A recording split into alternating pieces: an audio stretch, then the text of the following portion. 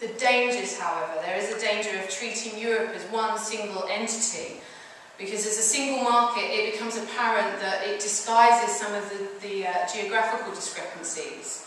So Northern and Central European booms, in particular Sweden and Poland, and Finland, which are projected to see real GDP growth of about 4%, maybe higher.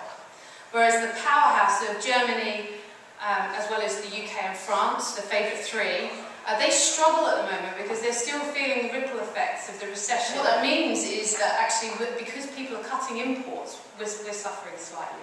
So even though we're easy to deal with, we might not be the immediate countries to start talking to. So Southern Europe and Ireland continues to slump, unfortunately.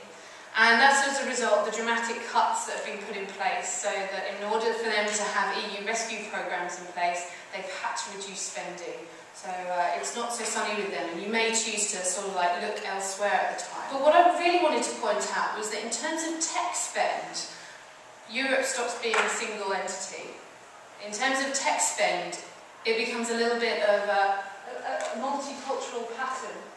And if we look at the top, the Nordics themselves are actually quite interesting because you group them together because of their habits and their characteristics.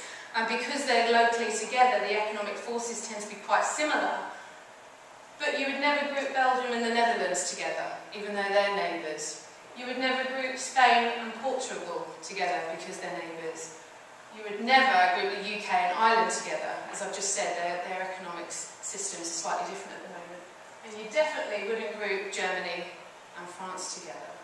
So each of those will require a different strategy for you to think about when you're going in there as well.